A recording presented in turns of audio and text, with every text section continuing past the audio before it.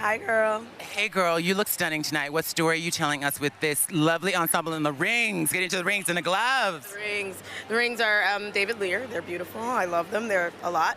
And the dress is custom Dolce & Gabbana. I really wanted something that, made me feel va-va-voom, but also respectful. Now, I just found out that your mom was an educator. My mom was an educator as well. How important for you was it to tell the story of this school and the struggles that teachers go through? Schools are, especially schools like Abbott, these schools with all these black children and black teachers who care about them, they're very special, beautiful places, a place of community, a place of safety, a place of morals, and a place of intense humor. I'm so happy that we've done such a good job that teachers feel represented by what we do. It's Nicole Byer. Nicole! Giving me hair, giving me this. Yes, she's expensive. It took time. Now, we talked on my show about not dimming your light. How bright are you shining tonight, honey? I mean, I think I'm shining very, very, very bright. I've got giant hair. I've got this tails of a crop tuxedo. I'm doing a lot. Now, this is inspired by your tube of toothpaste, this outfit? Yeah, Crest. I think it's Radiant Mint, that tube. It's like different blues, and I was very inspired by it. I understand that there is a special story behind this iconic look you're rocking tonight. Yes, that is true. I've always been inspired by the old Hollywood glamour of the 50s, and specifically when costume designers would design actresses' gowns, like Edith Head would always design Grace Kelly's Oscar dress, and yes. It's so special, and you can see that those dresses are made with love. And Sharon Long, who actually won an Emmy last week for our show, The Great, once I got nominated, I thought, oh, wouldn't it be amazing if she designed my dress? Now, your show is known for hedonism and sort of debauchery and all of the lovely things. What is the sort of most hedonistic thing that you do as yourself in real life? As myself in real life, I like to have a lot of fun. I'm hoping to get up to some of those things tonight. I'm here with first-time nominee Jake Lacey, who was just talking about knowing Kate McKinley. We were going down memory lane. We shot like our first movie together, and we both knew that we were going to be in it, and then we lived in New York at the time, and I saw her in the East Village crossing the street and was like, Kate! Kate! And like, she kind of looked, and we like went and grabbed coffee for 2 hours, and I was like, we're both in the movie. She's like, I know. Now, you said that this role made you feel braver stepping into the role of Pamela Anderson. How, in what ways does she make you braver? I think that whenever you get to play someone as an actor, you draw things from them. And with Pamela, the more I learned about her, the more I watched her, the more I tried to inhabit her essence. She has such a strong, fierce spirit and an amazing attitude to the world and how she's experienced things and handled things. And I've just felt so truly inspired by her. And it's sort of given me a bit of a buzz and a bit of a fire to kind of march on into life. Now, Kerry Washington, you have a movie coming out next month called The School of Good and Evil with the one and only Charlize Theron. I'm obsessed with both of you. How was it working with Charlize? So fun. It was so funny. One morning she was like really jet lagged from traveling to Europe, and I was like, it's 11/11, everybody make a wish. And she was like, oh God, we've been typecast because I'm the queen, the dean of the school for good, and she's the dean of the school for evil. So we had a good time. You know who they are, Steve Martin and Martin Short. Now, you two have been longtime collaborators, and you're both nominated in the same category tonight. How cutthroat has it gone between the two of you? It's been pretty cutthroat. Yeah. I asked Marty to announce that he would sacrifice people voting for him for me, and he would come off like a hero for sacrificing, and then I would win. Yeah. Well, But I ignored that call. Yeah. Now, I heard you had the idea for this show for 10 years. Something like that. It could have been 9, it could have been 11. But we're calling it 10. Yeah. Boy, what an interesting interview. Yeah, thank you. And I can't believe you gave him the mic. You don't trust me. It's because These he's further little away from me. Don't give him a mic. Are longing. Oh, I'm sorry. You were saying something? We don't have the rights to that song. Oh, well, now you do. It's Kate McKinnon. I love you so much. You are wrapping up a decade of incredible, iconic work on SNL. And Kate McKinnon, just kiss my hand. I just can't, I mean, it's you. You're so stunning, I can't even take it. Oh my God, look at you. You were so stunning. Smart. And that's what counts. That's what I think too. It's good to have all of it, Yes, all of it. as do you. What are you gonna miss most about being on Saturday Night Live? Oh my goodness, honestly, the people. It's really a family. The cast, the crew, the writers, the producers, my favorite people in the world. Now apparently you're in the new Barbie movie. I am. Yep. Now, what has been your favorite moment on the set of the Barbie movie? Okay, so it's going to be incredible. The colors. The sets are everything. The costumes are everything. The script and story, Margot, Ryan Gosling are everything. America Ferrera, everything. Thank you so much. You are the best. Have the best time tonight. You can touch me as much as you want. Now, you said last year when we were virtual, you were wearing Crocs, and this year you're wearing hard-toe shoes. How does that feel? It feels good. It feels good. Yeah, the Crocs were nice, but this feels more legit. A little shine. You know, I think it's good. My feet will probably hurt a little more. But How tall are you, Nicholas? I'm 6'7". Oh. Should I do it like this? Should I do it? No, I like tall men, so you good. Okay, let's keep it like that then.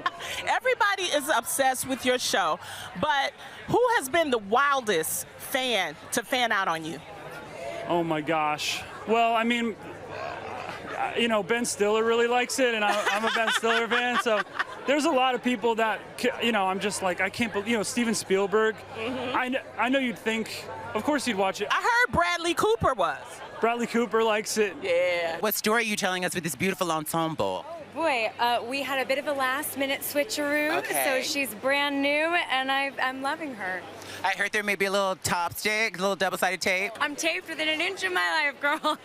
Now, I'm a huge fan of the marvelous Mrs. Maisel. How much fun has it been to play her journey this past few seasons? It's been amazing. I mean, Amy Sherman-Palladino and Dan Palladino keep raising the bar for us season after season, and they've just given us so much to do and so much to play with. So we're about 3/4 of the way shooting our final season, and it's been as much of a roller coaster as ever, and I can't wait to share it with everyone. Do you have a favorite joke you've told that you remember over the years of some of her stand-up? There's a joke that she does in one of the earlier seasons about how comedy is fueled by anger and oppression, so women are actually the best in comedy, despite being told that they're not funny, and it rung true, but it just felt so good in my mouth. Now, fabulously and iconically 5 years ago here at the Emmys, you told us that you were rooting for everybody black. Tonight, Issa Rae, who are you rooting for? Everybody black, nothing has changed. It will never change. For all the people out there who are dreaming, who are creating their own thing, you came from YouTube and now you are a full-on mogul in Hollywood. What advice would you give to folks out there? I always give the same advice. It's work with your friends. Like Robin Thede's here. She's a friend of mine. She's amazingly talented, and you know, she continues to open the door for others, and I think it's so attainable if you just circle yourself with the right ones who are passionate. How extra special does it feel tonight? You've been nominated many times for Emmys, but this is the first time that the Seth Meyers show has been nominated for an Emmy. Yeah, it's really exciting, especially just because it's this whole staff full of people who've never been nominated before, and it's such a wonderful thing to be out here with them, and, you know, fingers crossed. But it's just an honor to be nominated, Laverne. I don't know if you've heard that yet. Thank you, thank you. You know we do it all for you. What story are you telling us with this iconic look? You know something, that black is anything but basic.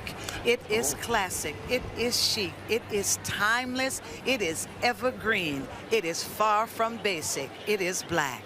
You know what? I love hacks because I'm a stand-up comedian, and it really speaks to me, but it also speaks to working women out there. How does it make you feel when people come up to you and say, you know what, I can relate to you? Thank you, thank you. No, I mean, I have been amazed at the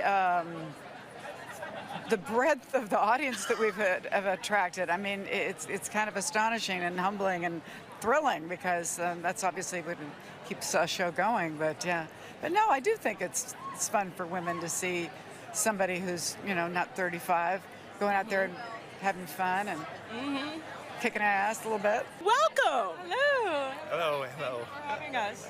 This is your first time, both of you, being nominated for an Emmy. How great does that feel? 정말 믿을 수 없고 아직도 많이 실감이 잘 안 나는 것 같아요. 근데 오늘 하루 정말 잘 즐겨보려고 그래서 기억 속에 많이 담아보려고 노력하고 있습니다. I still can't believe it. It hasn't sunk in yet, but I'm just going to try to enjoy today and really cherish the moment. What's been the favorite part of preparation for tonight? I think the favorite part is the repetition so we can make sure it's locked in, because at this point it's locked in for real. Like, I've been rehearsing since I landed like on Thursday, and like I hit the ground running and doing interviews and stuff, so everything has been building towards this moment, and now it's finally here, man. I'm so excited, so excited. You said you're a big fan of Ted Lasso and Squid Game. What would Kenan Thompson on Squid Game look like? Paint us a picture. Okay, very frightened. I want to say sweaty, and very probably needy and annoying, because I need people to survive, you know what I'm saying? So I would be that guy, like the guy that was like, oh, help me with the thing, and then he got killed, so yeah. You're having fun on Barry. I am having the time of my life. It's my lucky tie. I wore it in 2018.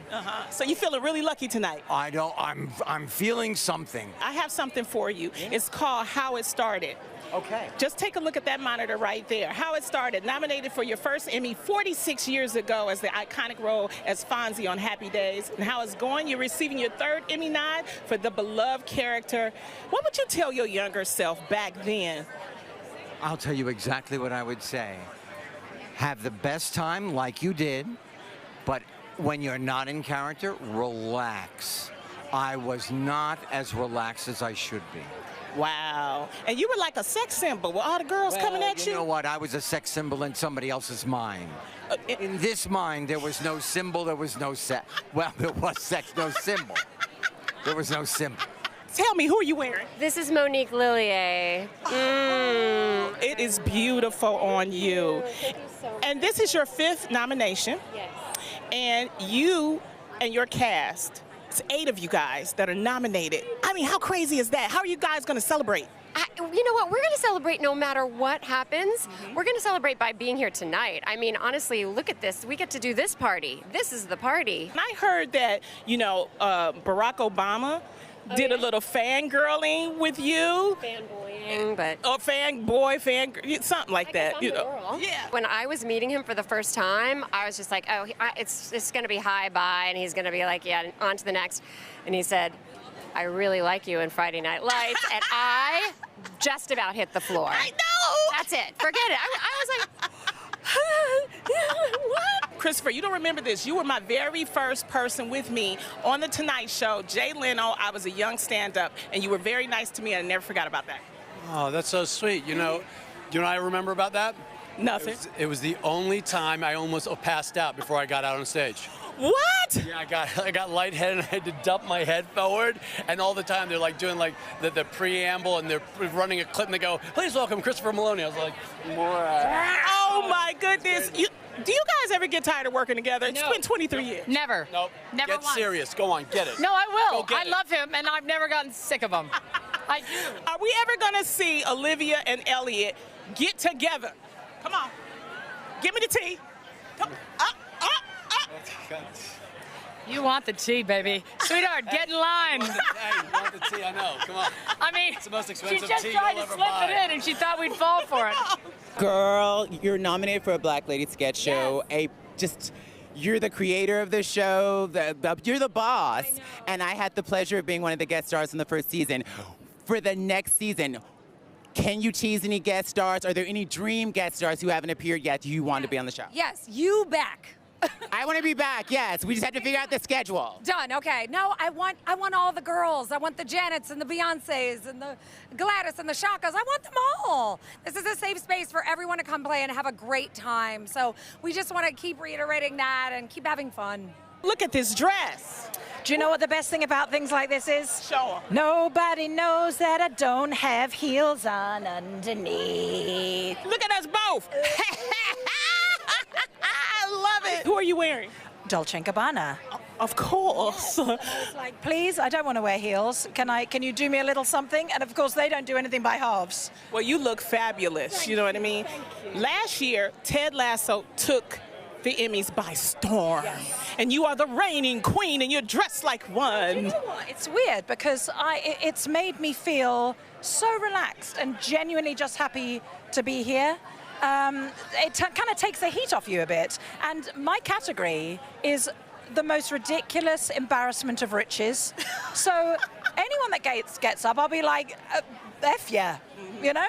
How does it feel to be a nominee again and to be you, authentically you, and having the career you're having? I've been telling people that it's a clerical error. I think that's the reason why I'm here. But no, I'm so proud to be a part of the show and so happy to represent it. And now, you've said that a dream host for you on Saturday Night Live is Cher. Yes. Now, Cher could be watching. Yes. If she's watching, what sketches would you pitch to Cher? Okay, Cher, we could be like the custodians on the battleship for the Turn Back Time music video. That just came to me. I don't know. That Okay. We can use that.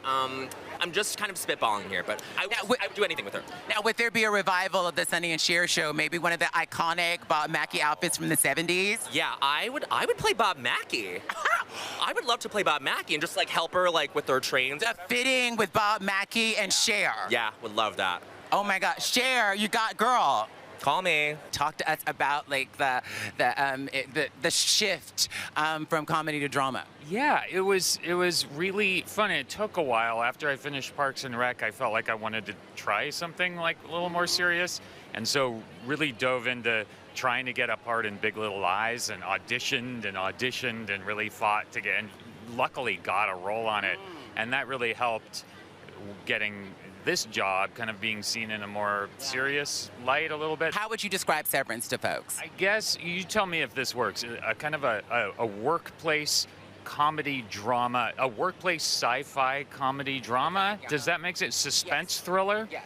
But honey, the end. Oh. Sorry, I'm sorry about that. I know how frustrating the ending is. It's. I mean, I was like literally waiting for the next episode, and I'm like, that's it. That night, I got so many angry texts. How emotional has it? Once in a while, come on, guys.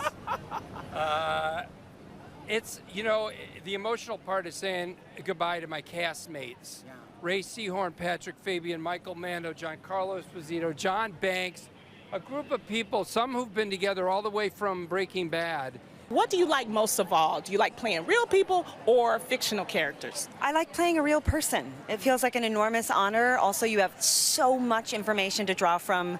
You know, there was so much video of Linda walking into her home, walking out of her home. Obviously, all the tapes between her and Monica, so I got to listen to her voice all the time. So I don't know, that kind of research gets out the acting nerd in me. I get really excited to do that. How does it feel just to even be here? Because it's so electric right now.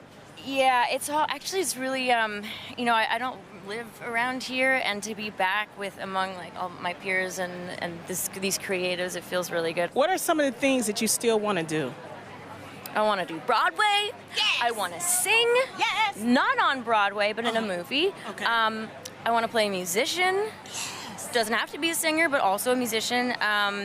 And a fun like kids movie, so my kids can watch another animated movie with my. Well, the kids are watching tonight, so you know, just wave at them. I know she should be in bed, but she's not. Go to bed. No, it's okay. It's fine. She can stay up as late. Auntie Lonnie said go to bed. Okay. No, don't go to bed. You can stay up. How does being an actor help you to be a better director and producer? I think you feel as an actor the vulnerability. You know, acting's weird. It's hard, and I hopefully as a director have a little bit of a sense of what actors are going through. So I try to kind of empathize and understand that sometimes, you know, it's not easy to do that. What are you going to do to celebrate tonight? I'm going to have some probably hot Cheetos in my bed. Relatable, anybody out there? I love it. You know what I love about Hacks is that it's about women and it's about strong women. Is that what encouraged you to take the role? Well, what encouraged me to, I was like, I was dying to take this role. Like, there was no world in which I would ever, you know, it came along like right in the beginning of the pandemic, and my background is in stand-up comedy, and like that world just kind of shut down. And so this came across my desk, my bed, and it stood out so much to me as like such an incredibly sort of high quality piece of material, and I was just like dying to be a part of it.